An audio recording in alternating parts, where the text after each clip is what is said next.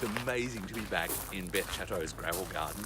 I saw this first in 1994 and it was the most exciting bit of planting I saw that year. And we were warned that it wasn't looking that good after the months of extraordinary dry, but I think it's looking amazing.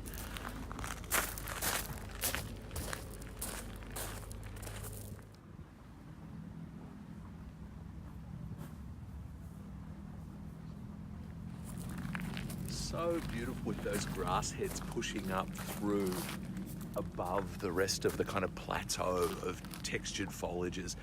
And I think it's a really critical thing to understand that when you plant grasses particularly, you need to plant them according to the height of their foliage, not the height of their flowers. Their companions have to only come up to the height of their foliage to allow the flower heads to stick up through and feather about above the rest of the planting.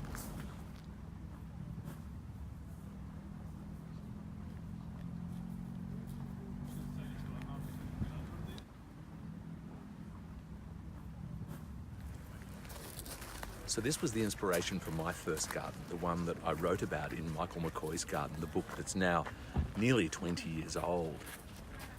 I think I kind of got things a bit wrong in a way in that I was on quite rich soil and I fed that soil right up and had explosive growth. But Beth's idea here was to use compost only as a leg up for the plants in almost pure gravel, so very different to my conditions.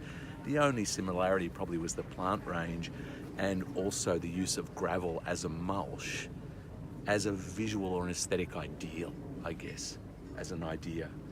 And it really is in many ways, was really quite similar to this. It's really pleasant, really reassuring and affirming.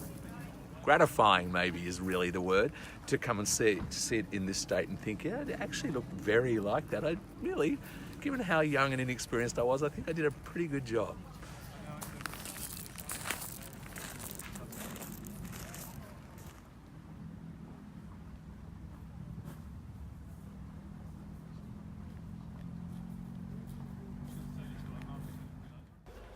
So just come out of the gravel garden and then you come down into this lakeside area, the wet garden, and it just is a complete transformation. And this time of year, at the end of a really hot, dry summer, it just feels so juicy and green.